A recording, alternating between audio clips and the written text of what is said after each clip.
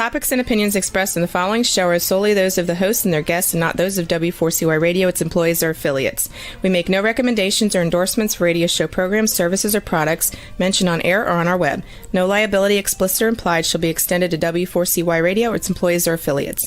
Any questions or comments should be directed to those show hosts. Thank you for choosing W4CY Radio.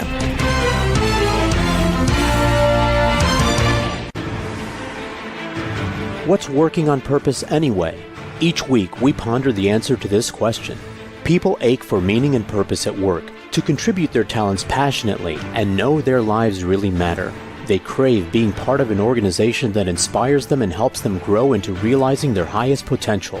Business can be such a force for good in the world, elevating humanity. In our program, we provide guidance and inspiration to help usher in this world we all want, working on purpose. Now, here's your host, Dr. Elise Cortez.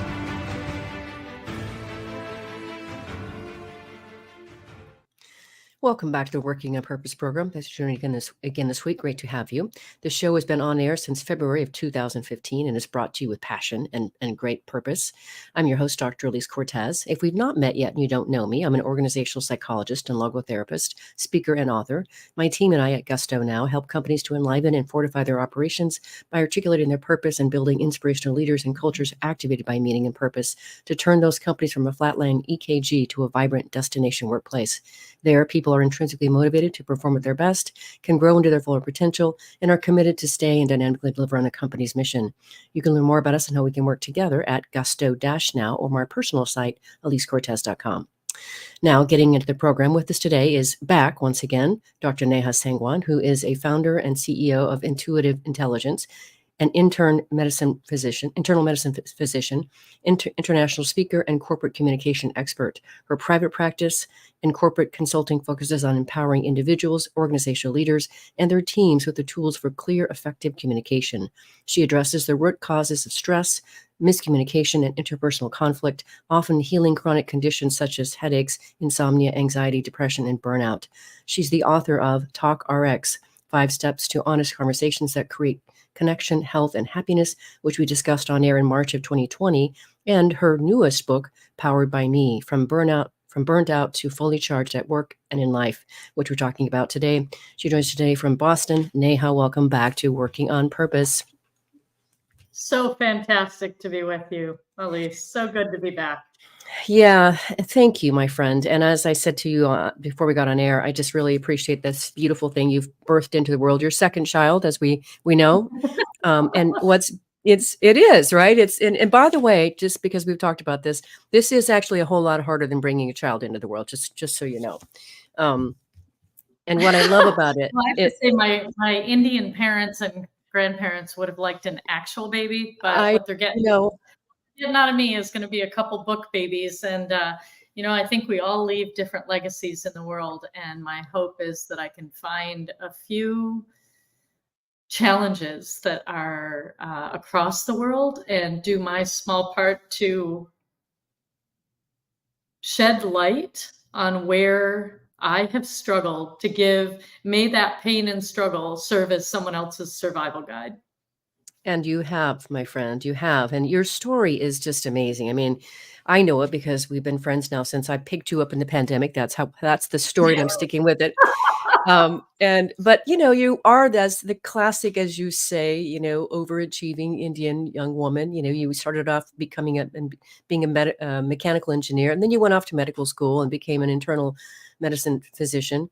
And that's where this part of the story gets interesting for this book. So when you tell a little bit about your background and just kind of where this book was birthed. Sure. So first of all, what I want to say, Elise, is this whole working on purpose and the idea of purpose. To me, we say, oh my God, what is my purpose? Do I have a purpose? And how do I find it? And the way that I've been able to figure out mine is by going back. And so I'm the middle daughter of Indian immigrants. My parents had an arranged marriage in 1965 and came over here to get an education. My dad got a few master's degrees at University of Michigan, and I'm the middle daughter of 3. And so we grew up in Michigan, and my parents, because culturally in India, it's very normal to like have grandparents and extended family and everybody lives together and all of these things. My grandmother came to take care of me and my older sister. But my grandfather gets stationed in Africa with the United Nations and says, you got to come with me. I'll do the work part that's here. I can do that. But you got to navigate the social aspect of the United Nations. So I need you. And my grandmother scooped me up. I was 3 months old and took me to Africa for 2 years to live with them. And she raised me. And it wasn't until I was 2 years old, my sister was 3.5, that they came to pick me up. And that re-entry into my family set the stage for my life. And I was so heartbroken, which no one anticipated. You know, everyone thought that it would be kind of the normal way that things are done. But I was so heartbroken. I cried for more than a month. But when I finally realized that this wasn't going to change no matter how much pain I was in, I flipped my strategy, which I think is quite brilliant of every child. When you aren't getting your needs met, when you're met with what feels like trauma to you and disconnection, which it really was for me, I turned it into becoming hyper vigilant of the external world. And I wondered, what did I do to deserve to be sent away or separated from my grandparents? And when I blame myself, right, this is Gabor Mate's attachment versus authenticity. When a child has a choice between being their authentic selves or suppressing that to be attached to whomever is around them that are their caretakers, they're most often going to choose attachment because we're helpless at that time. I was 2 years old. Who's going to feed me, take care of me, all of that. So I became the ultimate people pleaser. And I wanted to know who needed what from me, and I was going to do it. So when I was 6 or 7 years old, I overheard my dad speaking about how he was, and the second one was a girl too. And really what I wanted was a son who would be an engineer. And then I overheard my mom speaking about how she missed her calling to be a surgeon. And she wished that one of her girls would take that up. This is how much of a people pleaser I am. I was like, okay, everybody can stop fighting. Like, those aren't mutually exclusive. I'll do engineering and then I'll go to med school. I got this handled. And so that is really the origins of how I did this. Now, what I'll say is along the way, I liked the problem solving of engineering and getting to the root cause of issues. I'm not a Band-Aid kind of girl. I'm not a skim over the top and get this, move on to the next thing. Let's solve this. And then in medicine, I really loved the art, the science, like the art of science and communication. You really had to communicate with people who were so afraid of the worst thing happening. And so there were things I loved and aspects of both of those that I enjoyed. But when I burned out, I walked into the hospital in 2004 one day and just burned out. I asked the nurse, I said, hey, Nina, could you get me 40 milliequivalents of IV potassium for the gentleman in 636? And she said to me, Dr. Sangwan, are you okay? And that was my first inclination that I might not be. Because that was the fourth time she'd asked you. Yeah, she said, well, that's the fourth time you've asked me that same question in under 5 minutes, and I've answered you every time. And it was that moment that I really got it. I got that it was going to take me a little while to understand that it meant I was burned out and that I couldn't go back to work for a few months. But boy, that was a shock. Yeah, we had to open with that because we have to set the stage for where all this knowledge and passion comes from. So. And every time I hear that story, I just get more convicted to just how beautiful your soul is, that you were such a people pleaser and I'll take care of my mom and my dad. I got this. It's amazing. So a lot of respect for the journey that you have traversed and now what you've learned as a result. So 338 pages teach us about burnout. And it's that much to know. And also, though, listeners and viewers, we really get to know Neha in this book. It's so beautiful. She really lets us inside. So for those of us who really don't know what burnout is, what's your definition of burnout? Sure. Well, I will say I'm an internal medicine physician, and here's what I'll tell you. No one taught us about this in medical school. And unless you've had a personal experience with it, unless you've gone deep outside of what you've learned in medicine, what the traditional system, we focus on crisis care. So if you go to your employer's EAP, like the Employee Assistance Program, and they send you to us, we've got like two things we're going to give you. We're going to listen and we're going to get context of where you are. If we think it's appropriate, we're going to give you a prescription for paid time off on stress leave. The second thing we've got to give you in our toolkit is a cocktail of medications, depending on the context of what you're presenting and your symptoms, a sleep medication, anxiety medication, or antidepressant medication. Now, if we're really, really progressive, we're going to consider telling you to do some stress management or yoga classes. And when I really understood that, I made it my job to figure out how to, because 10 days or a month later or however long later, we send you back in the ring for round 2 with no understanding of how you got there and what to do differently. So how can we expect people to go back in the workforce and do it differently? And so what I'll say is burnout. First, you got to understand what it is. So Powered by Me, in the book that launched in 2023, I teach you how to, we didn't demystify this global overwhelm. We personalize it to you, and we give you powerful and practical tools to heal. So demystifying it would be triad. What is burnout? Well, the research says, number 1, you are physically, mentally, emotionally fatigued, right? So the first one is that exhaustion. Yeah. Now, people say, oh, yeah, I was fine on Monday, but I was burned out by Friday. No, not that kind of exhaustion. The kind of exhaustion that Mother Nature has adjusted your blood pressure. You've gone from half a cup of coffee to 3 cups of coffee over a few years, and you didn't even realize it. You perhaps use a glass of wine after work to take the edge off. And now you're like, could you just hand me the bottle, please? So when you are gradually doing what you need to kind of survive, and you have all these coping mechanisms, or if you go for a run, maybe some people say, yeah, I exercise it out. What I'd say is notice if you used to run 1 mile or 2 miles, and now you need 5 to get the same effect.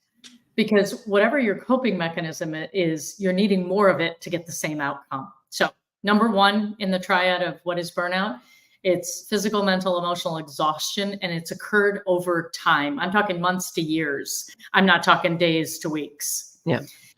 Number 2, as that's been going on for some time, you notice at some point that you are starting to depersonalize. You're starting to try to conserve your energy. You might feel lonely or disconnected from other people, but you don't have the energy to be social. And you start to figure out ways to kind of avoid social interactions because it takes energy. And you become cynical. So cynicism creeps in. And cynicism is, kind of think of it like an undertow in the ocean. So you're walking, you can feel it, but boy, you can't see it, but you can feel it. It's the thoughts in your mind that in that exhaustion, you start to say to yourself things like, it doesn't matter how hard I work, how hard I try. It's not going to make a difference. It doesn't really matter anyway. And your own thoughts now start to go against you, which you're already exhausted and sinking. And when that starts happening, now you're really going to have a much harder time getting out. And lastly is ineffectiveness. You start not being effective at things that you used to be able to do, or it's not really like you. Like I gave you a great example of me not being effective, being ineffective, that when I walked in and asked the same question 4 times, I'm just really grateful that somebody stopped me.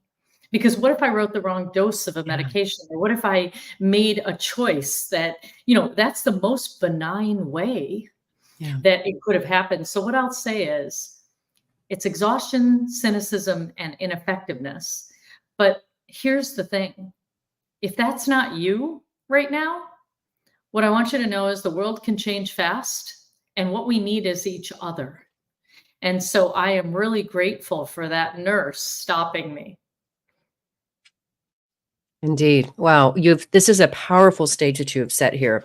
So what I want to do, Neha, is we'll grab our first break. And so what we'll do then is after the break, I want to get into your 5 energies, your system, if you will, your navigation system. So let's let our listeners and viewers think about what you've said here and maybe consider what symptoms they may be experiencing themselves around burnout. And then we'll catch them on the backside here.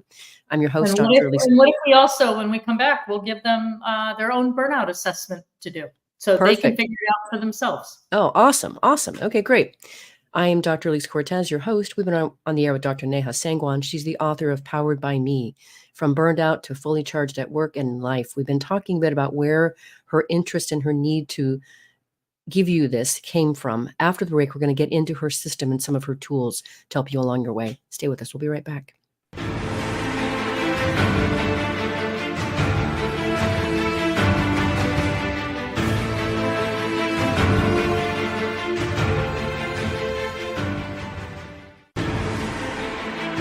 Dr. Elise Cortez is a management consultant specializing in meaning and purpose, an inspirational speaker and author. She helps companies visioneer for greater purpose among stakeholders and develop purpose-inspired leadership and meaning-infused cultures that elevate fulfillment, performance, and commitment within the workforce. To learn more or to invite Elise to speak to your organization, please visit her at elisecortez.com. Let's talk about how to get your employees working on purpose.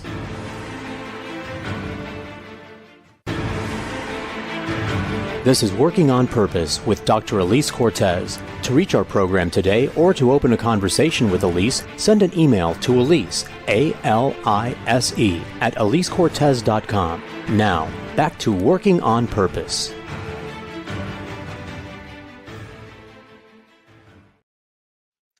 Thanks for staying with us and welcome back to Working on Purpose. I'm your host, Dr. Elise Cortez. As I too am dedicated to creating a world where people can realize their potential at work, are led by inspirational leaders that help them find and contribute their greatness, and we do business that betters the world. I continue to research and write my own books. So my last one came out in March of 2023. It's called The Great Revitalization: How Activating Meaning and Purpose Can Radically Enliven Your Business. And I wrote it to help leaders understand the lay of today's workforce land. What do they want? What do they need? And then I offer 22 best practices to help you create a culture to give them that. You can find my books at elisecortez.com or Amazon. If you are just joining us, my guest is Dr. Neha Sangwan, who is the founder and CEO of Intuitive Intelligence. She's an internal medicine physician, international speaker, and corporate communication expert. Okay, so first, you mentioned before the break that there is an assessment folks can take. Where is it online? Yes. So it's intuitiveintelligence.com/burnout -RX. So okay. Burnout -RX.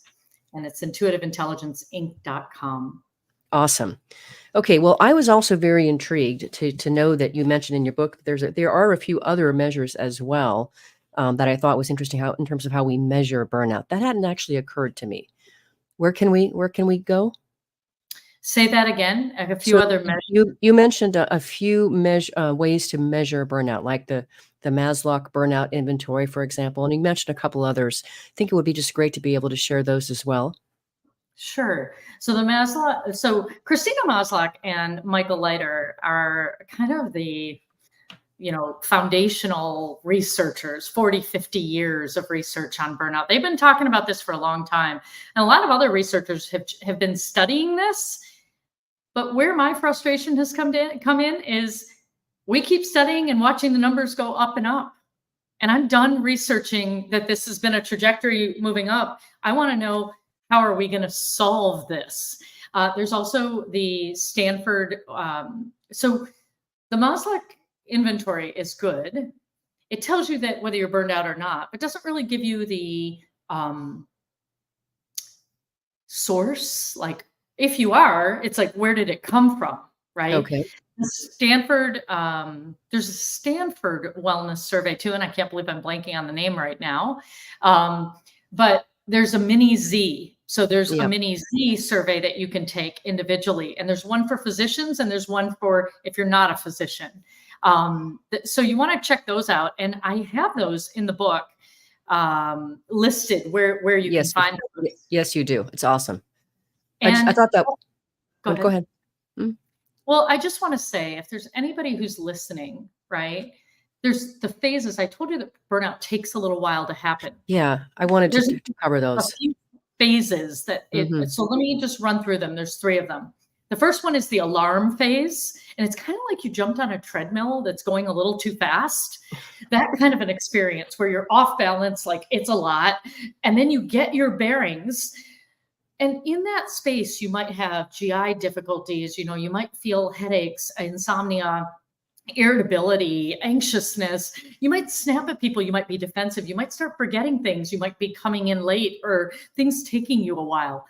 Those are kind of the experiences there. Now, what I want to make sure I say is, you have any of those symptoms that I mentioned about GI and your heart racing and your headaches and all that, first get a clear bill of health from your doctor before you start thinking, oh, I might be in the alarm phase of burnout. That's, if you get a clean bill of health from your doctor and they say you're fine, but you don't feel fine, the second place you're thinking is, oh, might I be in the early stages of burnout, right? So always make sure that at first your physical health is checked out, because these signals can be something else. And so you want to do that. If you stay on that treadmill going too fast, most people just stay on it and keep turning it up by 0.1, the speed, 0.1, the elevation. They just keep turning it up in their lives. You do that long enough, you're in the second phase, which is chronic adaptation, where now you're needing more of your coping mechanisms that we spoke about earlier. And you're just fatigued. You're hanging on. You're figuring out how to make it all work, but it's not easy. It's almost like in that phase, you're using more of your coping mechanisms. You're not able to recover after a weekend or a week off. You're still feeling tired and fatigued. You're in the chronic adaptation phase. And by the way, at least we met during the pandemic. I think a lot of people just prior to the pandemic were in chronic adaptation. And what happened was one more thing happened and they slid into the third phase, which is the exhaustion phase, and slid down the slippery slope of burnout to ineffectiveness. And that was a big wake-up call for people. And that's when, you might have depression, you might have chronic unrelenting pain, you might have inability to function. You're just really struggling on a day-to-day basis, and you need professional help at that point. I mean, really what I'd say is I want you to recognize it much earlier. That's why we're defining it. We're giving you the phases, right? And we're giving you a tool where you can do your own assessment, figure out where you are, and begin to heal it. I think that really gives such strong access for people like, oh my gosh, she's talking about me. Yeah. Well, I got to say, we're all somewhere on the spectrum from burned out to fully charged, right? And the way you figure it out is figuring out whether you have a net gain or a net drain of energy on a physical, mental, emotional, social, and spiritual level. And that's what that intuitiveintelligenceinc.com/burnout-RX. That's where you're going to be able to figure it out. Oh, so good. I'm going there. And by the way, my friend, I just think it's brilliant how you've described this navigation system and the importance of optimizing those 5 precious energies, and that you've organized your book around them. So that's really what I want to go to next. Is I want to dive into each of those energies. I think it's quite interesting, especially, of course, the last one, which is in my camp. But let's talk about each one of them. Let's dive in and start with physical energy. Sure. Well, maybe you want to describe your navigation system first, because you have a great way of describing that in the book. Sure. Well, basically what I'm saying is you got to use your body. Okay. What we do is we often use our brains collectively to speed up the external world. So if you think about success, the way the world defines success, it's how many likes you have on your social media post. It's how much money you have in the bank. It's, do you have a corner office? Well, now we're pretty hybrid, but what's the title? Where are you on the org chart?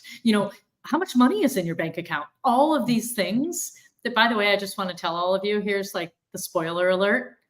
At the end of people's lives, they never talk to me about any of those things. I remember that in your book.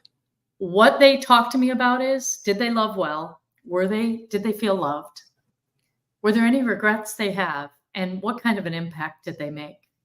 Yeah. And so what I'd say is, when we use our minds collectively to speed up the external world, and we then zero out our body, the messages and signals coming from our body, from our heart, and from our spirit, we miss the most important and vital data, which is coming right here, that tells us, like a GPS system, tells us whether we're on track for our purpose in life, whether we're learning the lessons of our own soul curriculum, and like our soul curriculum in life school. I think all of us are here and we're in life school with our own courses to learn that are unique to us, as unique as our fingerprint is to us. And so the way that I help you understand where you are from burned out to fully charged is that idea of, do you have a net gain or a net drain of energy on a physical, mental, emotional, social, spiritual level? And you're always using your body's guidance along with your mind and your heart and your spirit, noticing what lights you up, what constricts you, contracts you, what drains you of energy, what has you dreading. Like, are you someone who thinks, thank God it's Friday, and you're dreading Monday morning? I mean, do you know that heart attacks are 20% higher at 4 a.m. on Monday mornings? Right? I do. That cannot be by chance. Right? So what we got to do is let's dive into how we do this. And what I'll say is, that assessment I gave you earlier, I want you to answer questions when you do it. But as we're talking, even as we're talking right now, pay attention to whether your body is open, relaxed, and at ease. That's net energy gain. Or as you're hearing these things, you're constricting, heavy, tight. So the first one is physical energy. It's composed of, how do you nourish yourself? So food, meaning, do you eat whole foods? Do you find yourself eating fast food more and having reflux and just like not feeling so good? What about sleep? Do you get 7 to 9 hours of quality sleep a night? Not just quantity, quality. I mean, so many of us have our devices that tell us. Are you somebody who looks at your device to see how well you slept? Like, you're not checking in with your own body. You're looking, you want to know your readiness score on a device. That's what you've checked out of your body and into the machine outside you. It should be a good augment of data, but you never want to lose waking up and just checking in to see, do you wake up and are you refreshed and ready to go? The third one is movement. Do you have a joyful way to move your body multiple times a week? And lastly, energy. Do you have an even energy throughout the day? So a really quick way that you can figure out and pay attention, and this is part of that whole assessment that you've already got, is give yourself a rating on a scale of 1 to 10. Where are you in food, energy, food, sleep, movement, and energy? And 1 being, really poor, you're unsatisfied with it. 10 being, yeah, I'm way satisfied. I'm extremely satisfied with this. And anywhere you have less than a 10, write down what would make that area a 10. And after you do that, check in with any other physical signals you have. Do you have back pain? Do you have joint pain? Whatever those are, take inventory of that. That's your physical body. And then underneath, once you use what your mind just answered, I want you to check into your body. Tight, constricted, heavy, net drain, or open, relaxed, and light, net gain. And so overall on your physical energy, is it giving you a net gain or a net drain of energy? I think that is just such a fresh way of looking at this, Neha. It's brilliant. Well, yes. Thank you. Yeah, thank you for bringing it for us. Really what I did is, when I saw tens of thousands of people, I've coached them, patients, clients, corporate America, all of it, I had to figure out, if we all get here so uniquely, what's the commonality that we all come in with? And that's what 20 years of seeing clients and patients has taught me. It taught me how I got here. And it taught me the variety of ways that people come in here. Yeah. So let's talk mental energy. Mental energy it's about how you form your thoughts. So Elise, let's say you make a plan with me to go to lunch at noon tomorrow, and I show up. Let's say before you knew me, not now, because now you might trust me. But let's just, okay. So let's just say you and I'm changing my mind, go to lunch and say we're going to go to lunch at noon. Okay. And it's 12:25 and I haven't shown up, 12:15. And you've maybe written me, texted me, called or whatever, no answer. What's your first thought? My first thought, because, if I didn't know you, I would, like you say in the book, I would say, did I get something wrong here? Does she not care about me? Does she not interested in this relationship? Is she not, valuing my time? Yeah. But you know me, and so there's some trust there also. So there's different ways when something goes wrong that we form our thoughts. Now, if it wasn't that, but it was a first date and you were really excited about it, what would your first thought be? Oh, I've been in this before, my friend. Yeah. Let's see. First thought would be, first thought would be, did I get something wrong? Is there something kind of in the crosshairs here? Are we disconnected on something, wrong day, whatever? I'll go back and check did I miss a message? And then, I would probably, depending on where I was in terms of my emotional state that day, I might start to go, maybe this guy just blew me off. Okay. So here we go. There's same situation. Now, if I was in that situation, I'd be thinking to myself, how rude. Does his parents not teach him to decline? That's so rude. So he's rude, all of this. Okay. So same situation, same data. We can put data together in multiple ways. You can personalize it. Is something wrong with me? Not interested in me? You can project it. You're rude. Something's wrong with the other person. Or right. You can go bigger, which you did as well, which is, wow, I wonder if the logistics are right. I hope that this person didn't get stuck in traffic. I hope their plane was okay. I hope the weather's okay. Well, who knows? Okay. So that's generalization. Now, can you imagine people who are running around with the thoughts in their head being, what did I do wrong? Kind of like the little version of me that was like, what did I do wrong to get sent away from my parents and my grandparents? So personalization is my default. I want to know what I did wrong. That is a really draining way in the mental energy. So what I do in this is I ask you, you have 70,000 thoughts per day, approximately. And 90 to 95% of them are the same as yesterday.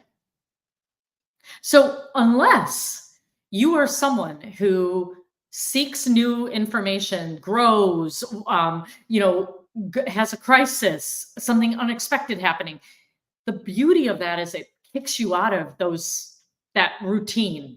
No doubt. So you want to pay attention to where where are you kind of having these thoughts that might be in the background. They're in the shower, they're when you're commuting, they're whenever. But really what they are is they're draining you of energy, and it's like your thoughts on repeat. So mental energy. So we explore that in the mental energy section. So emotional. Should we move there? Well, not yet, because we got to grab our last break. Hang on. Sure. We're going to finish strong. I'm Elise Cortez, your host. We've been on the air with Dr. Neha Sangwan. She is the author of Powered by Me, From Burned Out to Fully Charged at Work and in Life. We've been talking about 2 of the energies that she addresses in her book. We're going to cover the other 3 after the break. We'll be right back.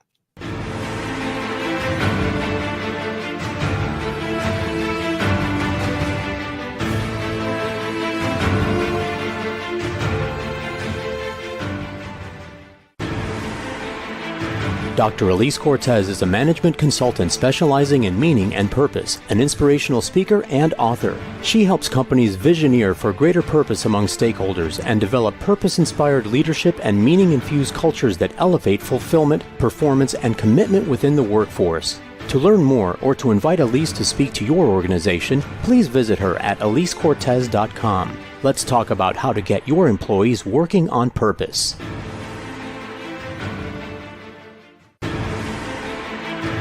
This is Working on Purpose with Dr. Elise Cortez. To reach our program today or to open a conversation with Elise, send an email to Elise, A-L-I-S-E, at elisecortez.com. Now, back to Working on Purpose.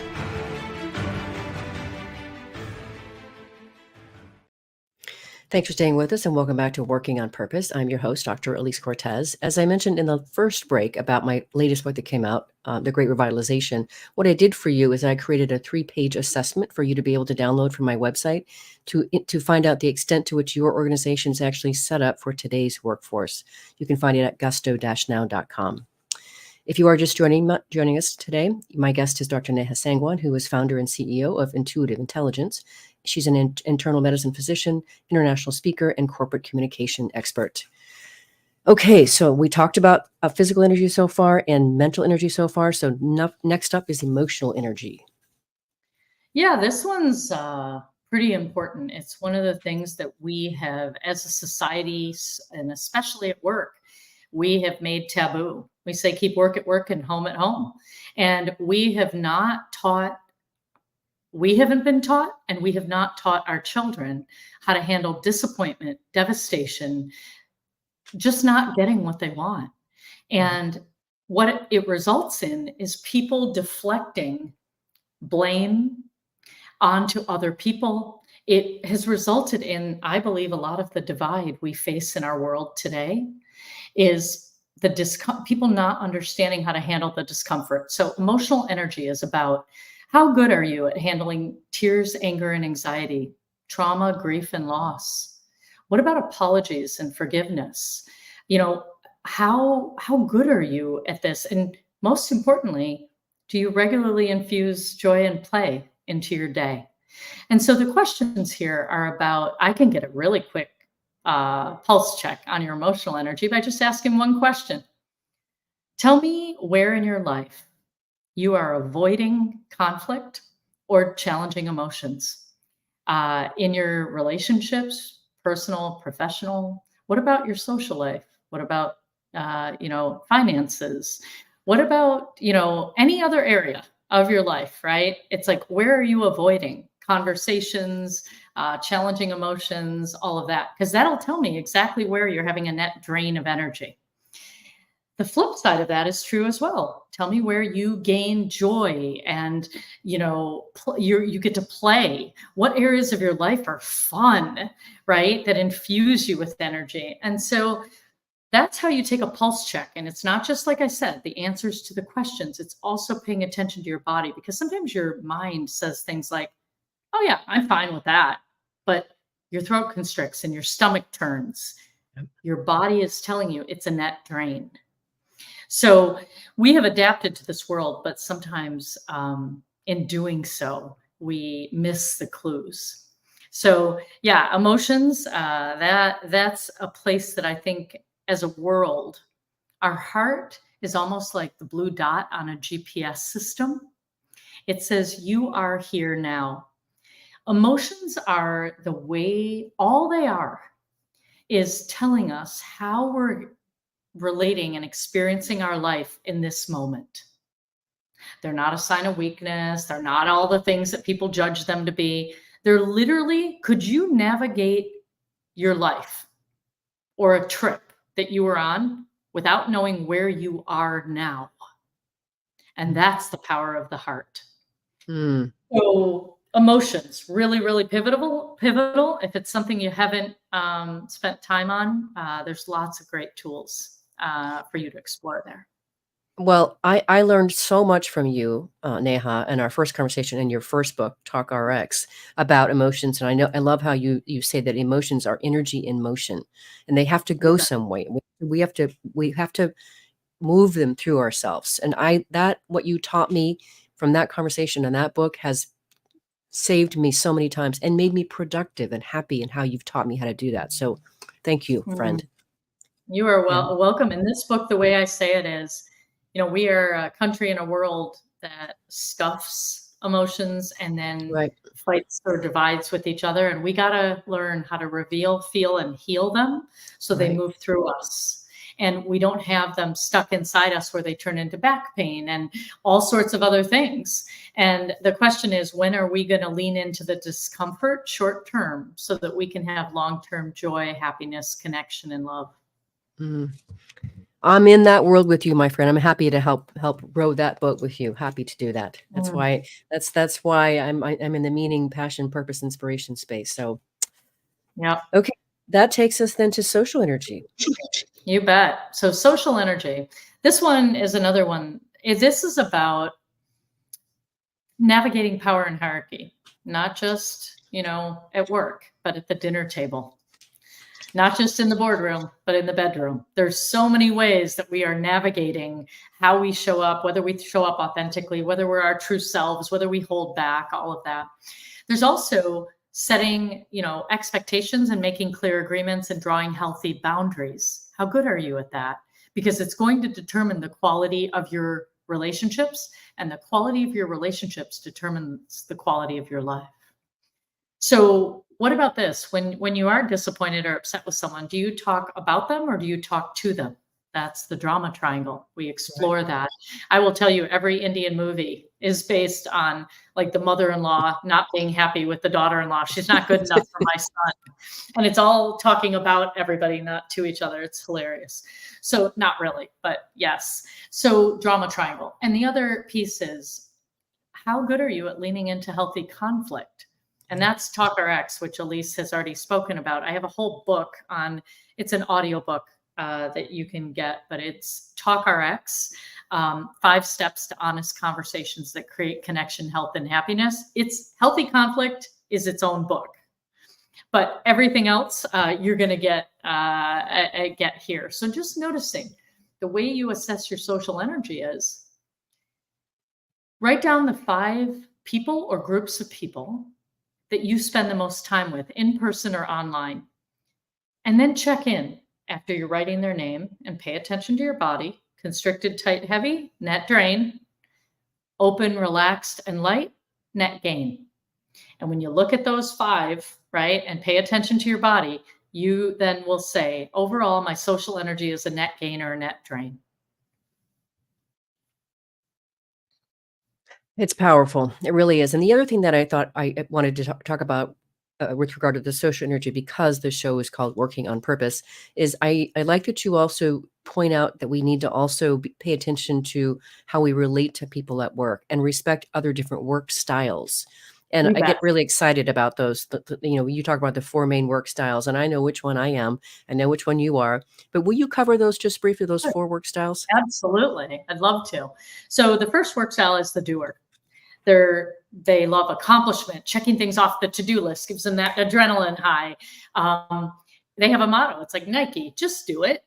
Right. You know them at the gym because they're on the treadmill, or the elliptical. They got their earphones in, they're listening to a podcast while they're reading the paper. They're getting it all to done. And if they were a car, they would be a Hummer, because boy, they're going to get from point A to point B. If you're in their way, like, watch out. And here's their superpower. They come in on time and under budget. And here's the kicker. Their greatest fear is vulnerability. So they're going to keep doing so they don't have to feel. The second work style is the thinker. The thinker's currency is about thoughts, analytical skills, solving complex problems, numbers, sequence. Their motto is do it once and do it right. So they're willing to slow down and really think through things and sort things out. They're the people who solve some of our most complex problems. Now, them at the gym, they've got like all the reps in order. They're like keeping track of everything. And if someone's already on the machine that they need, they'll wait. Now that would make the doers crazy. Right. And the car that I put with them is the Prius, because I want them to, they're the ones who are thinking through the gas mileage, the carpool lane access, the environment, the cost. Like they're thinking about it all. And their greatest fear is of looking foolish. So they're going to want to slow down and get it right. Mm-hmm. The third one is the seer. And the seer is the visionary, is the ideas, possibility, and just brainstorming, enjoying that, being what's cutting edge and new and novelty. Now they're a little bit flashy. They've got something, they always have something cool, a cool color, a cool pair of socks, a great watch, something like that. They're the fun people at the party. Now, while they are at the, how do we know them at the gym? Well, they would never be at a conventional gym. They're like out on a carbon fiber bike, traversing they're creating new paths that other bikers will someday use, right? So they're the trailblazers. And their greatest fear is of being trapped. They want all possibilities. And the last one is the feeler. The feeler is the one whose currency is connection, people, relationships. And they are, their motto is like, hey, listen, if you want to go fast, go alone. If you want to go, together, you got to go slower. I totally messed that up, but you get the idea. So it's an African proverb that's essentially saying, do you care about how you get there? And so the feelers at the gym, they're not there to sweat. Like, they're there to socialize. Like, they're with other people. And their car would be a minivan, or like maybe we'll make it a bus, because it doesn't matter how we get there as long as we all go together. Right. And by the way, the Sears car that I didn't tell you is like a red convertible, Tesla truck. And the reason it's red is because it doesn't even come in red. They did like a custom paint job. So doer, thinker, seer, feeler, we need all of them. The best teams have a doer who's going to get things on time and under budget, a thinker who makes sure we've thought through everything, a seer who has the most cutting edge idea, and a feeler who's the glue of the team, right, and keeps everybody together. Yeah, beautiful. Oh, I love it when you do that. Okay, we just have a little bit more time here, but I just want to just briefly introduce spiritual energy. Sure. People ask me, why did you put spiritual energy in a business book? And I said, because it's the most important energy of them all. Spiritual energy is about what matters to you, why you get up every day and spend your time, precious time and energy doing what you do. What difference is it going to make? So it's about your highest values. Spiritual energy is about the areas in which you'll take risks. It's about where you trust yourself and where you don't. Because where you take risks in the world, for me, it's in every other area except physical and romantic has been my risk taking. So yes, to mental, emotional, social, spiritual, entrepreneurial, financial. Yes, yes, yes. But the other two are where I didn't take risks. And that's how you can tell where I trust myself and where I don't. Now, I'm happy to say that I've been taking some risks in the romantic area for a few years. But prior to that, I didn't. So just ask yourself that question. Also pay attention to where you feel appreciated and valued, both at work and at home. And most importantly, whether you're feeling really connected to your purpose and the why of why and where you are, why it matters, and it's going to matter long after you're here. So spiritual energy, it fuels all of it. I asked several questions in that burnout assessment that can help people get clear on that. And so I really hope that you'll take it. I will. Let's see one more time what the URL is, please. Intuitive Intelligence Inc., INC at the end there, .com/burnout-RX, burnout-RX, like burnout prescription. I got it. Okay, beautiful. Okay, well, we've managed to get all the way through the end of the show. You know that this show's listened to by people around the world. They care about creating and being part of workplaces that lift them and inspire them to their greatness. We do business that betters the world. We have these inspirational leaders that help us along the way. What would you like to leave them with today? I'd like to leave you with, if you're one of those people that has learned to master the external world, it's time to tune into your internal world, because your body is talking. The question is, are you listening? And so that constriction and that it's time to learn the unique language, your physiology, your heart racing, your stomach turning, your throat constricting is not something to push through. It's time to partner with your body, not push through it. And I'd say that learning that is the game change for the future of success, agility, innovation, and being able to function in a world that's moving faster than many of our biologies can handle. Beautiful way to finish, Neha. So wonderful to have you back on again. Thank you for coming on Working on Purpose and sharing your heart, your soul, and your beautiful intellect and emotions. Thank you, Elise. Such an honor to be with you. Anytime. Listeners and viewers, you are going to want to learn more about this amazing woman, Dr. Neha Sangwan, the work that she and her team do at Intuitive Intelligence, the speaking that she does in her books, and the best place to do is, you said, intuitiveintelligenceinc.com? Or nehasangwan.com. So you'll get, Excellent. they kind of cross over, but yes, intuitiveintelligenceinc.com. Okay. Last week, if you missed the live show, you can always catch it via recorded podcast. We were on air with Dr. Raj Sisodia talking about his latest of 16 books called Awaken, The Path to Purpose, Inner Peace, and Healing, which is the only one of his works that is incredibly personal, tells his real story, and lets us into his journey to purpose, inner peace, and healing, and invites us to come along with him along the journey. It was incredibly tender and an elevating conversation about his life and his work.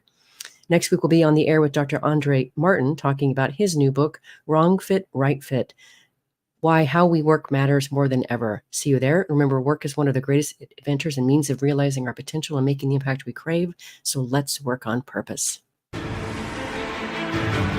We hope you've enjoyed this week's program. Be sure to tune into Working on Purpose, featuring your host, Dr. Elise Cortez, each week on W4CY. Together, we'll create a world where business operates conscientiously, leadership inspires impassioned performance, and employees are fulfilled in work that provides the meaning and purpose they crave. See you there. Let's work on purpose.